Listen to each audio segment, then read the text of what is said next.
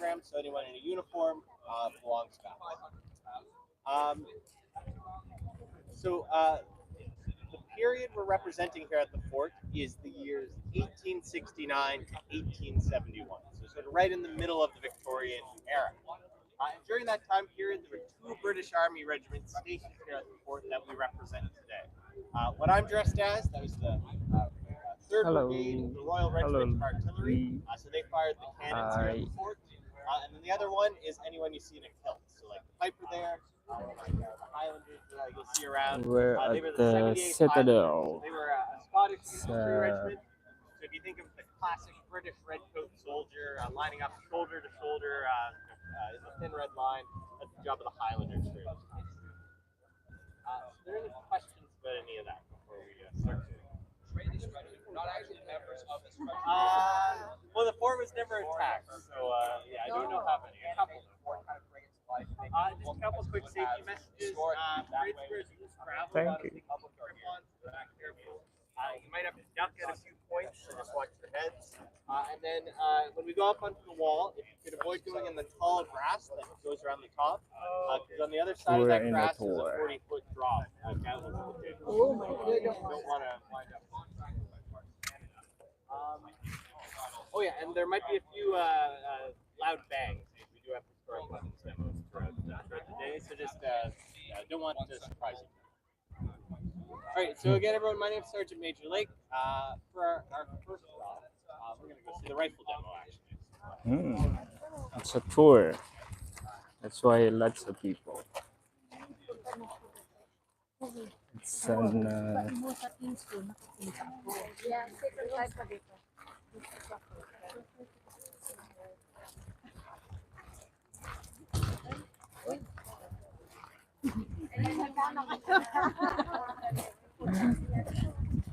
okay, guys.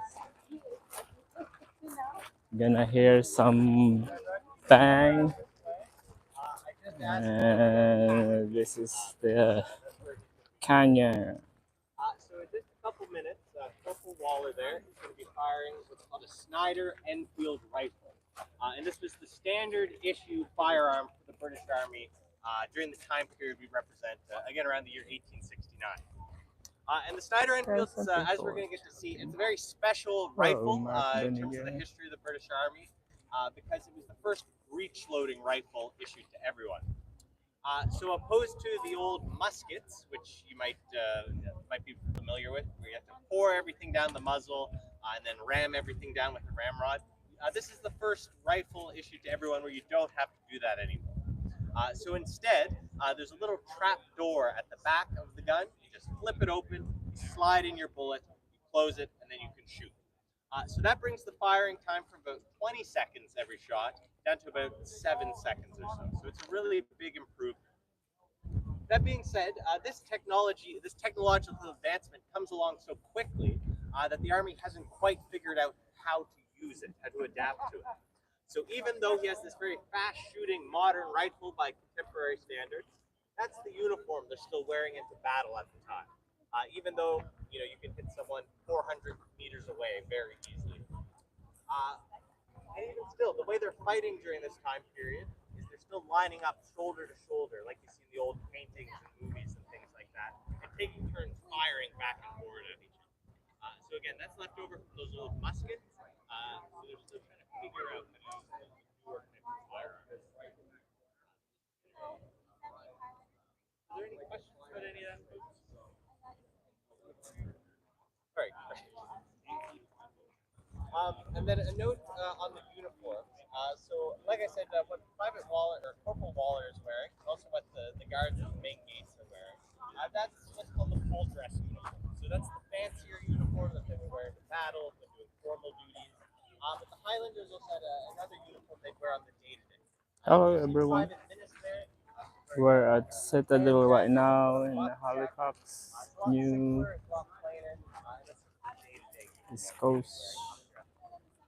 Nova Scotia. And this guy is wearing the uniform. Okay. So, like I said, there's a trap door at the back here. So, he flips it open. You're going to see him. He just pushes the bullet in, closes it, and it takes 5 minutes. 5 seconds. The rifle he has. It's about 12 pounds, give or take. So heavy compared to modern rifles, but that was just kind of the way it was. With that, these are the rifles we have here at the fort. They're all original. They're all original. They're all antique. So let's hear. This one. We're just gonna listen right now. It's 59. So this rifle from 1859. 1859. Older than Canada. Right? Yeah. We're gonna see it fire. You can see that. I gotta put my hand on it. It is a real rifle. It's a real rifle. And then, here's the demo. Yeah, we'll have to wait. And then just one other thing, along with this rifle is the only weapon the soldiers are equipped with at the time. He also has a bayonet, basically a 17-inch piece of metal that turns his rifle into With a knife. So any questions about the rifle or what we see him wearing right now? What is that for? He's just stabbing for stuff. To stab. Like I said, this rifle. Yes, and for some military generals at the time, they view the bayonet there as the main weapon and the shooting as the secondary one. So like I said, there's still a lot of outdated thinking. And they don't quite know how to use these. Double purpose. So everyone, this is going to be quite loud. He's going to be firing 3 shots. It's gonna fire shot. Ladies and gentlemen, We're gonna firing demonstration happening here in South Grade right now. That being said, if you'd like to take pictures, it's gonna firing. plug your ears rather. We Bring need the to rifle up into his shoulder. That's the best time to do it. And if you want to take a picture, that's also the best time to do that. So the rifle's up inside his shoulder. He wants to be a chef. Okay, it's gonna firing.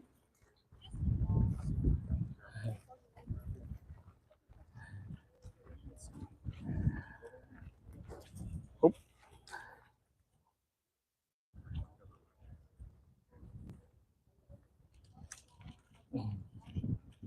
Ooh, that's too loud.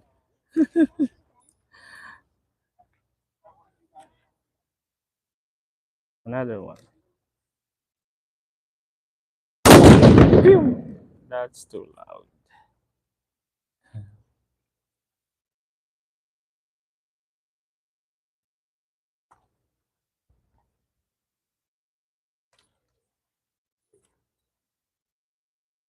think one more.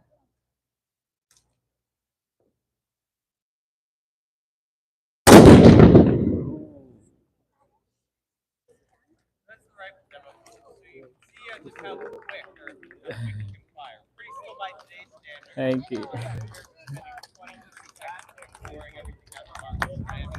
Yeah. For the next job, That's too loud, guys. Okay. There's a lot of tours.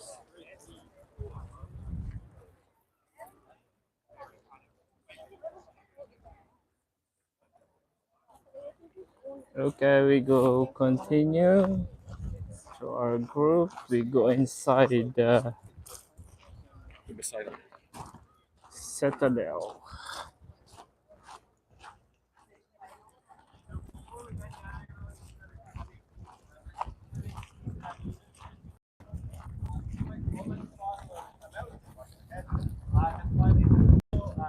metal that sticks up in the bottom of the door. Just watch out for that.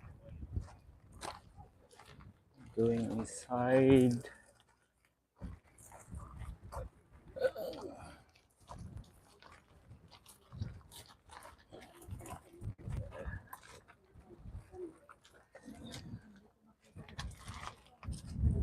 We're gonna see here.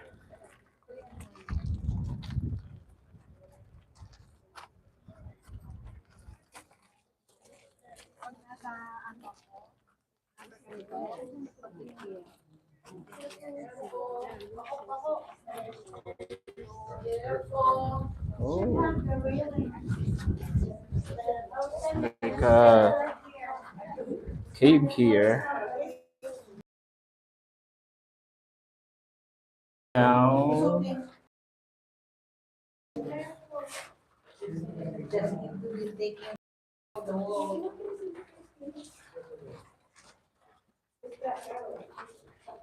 Watch your head, I'm not going now. Say, be careful, your steps.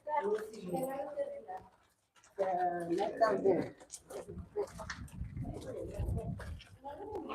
oh, So everyone, look at this that. is what's called the defensive ditch. It was never a moat. Nice. It was never filled with water at its point. That's because Mhm. water is not really necessary for what this ditch is designed to do.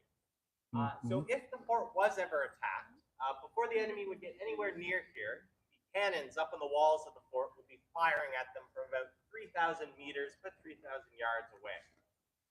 And so because of that, the enemy can't just march right up to the fort and storm it. Otherwise, they get shot to pieces. So what they would do, if someone was attacking this fort, is they would actually dig trenches to give themselves protection as they make their way towards the citadel.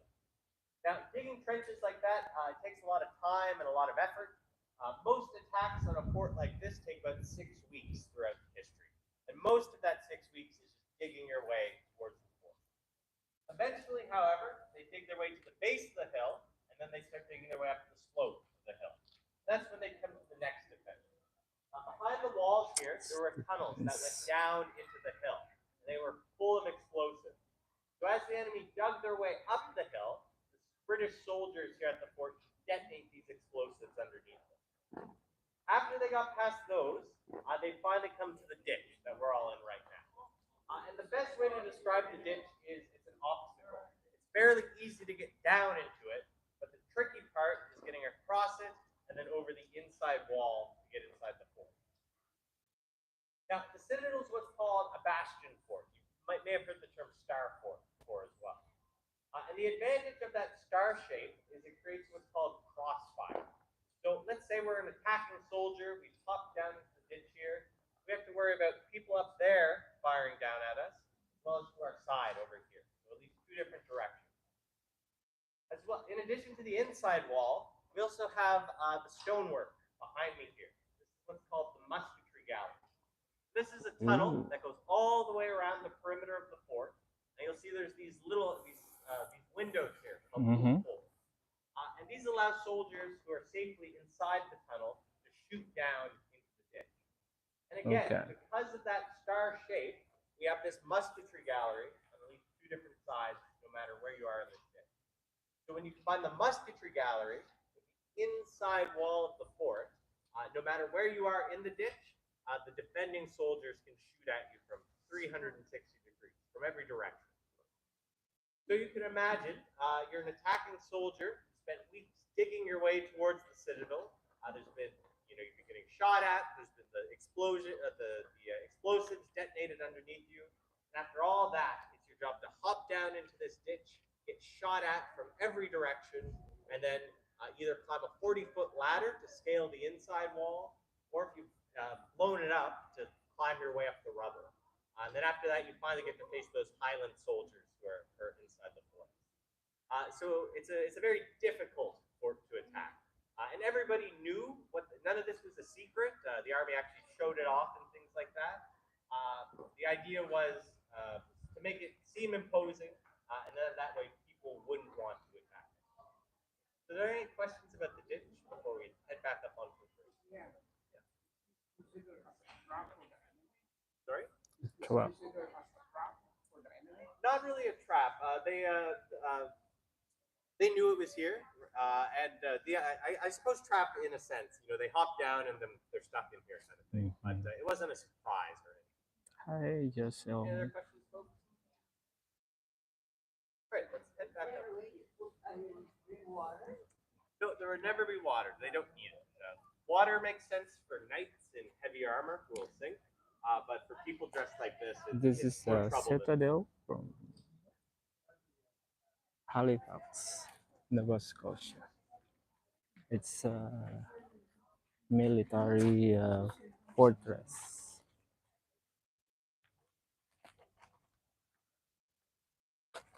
Okay, we're going back up for more information. Teka na.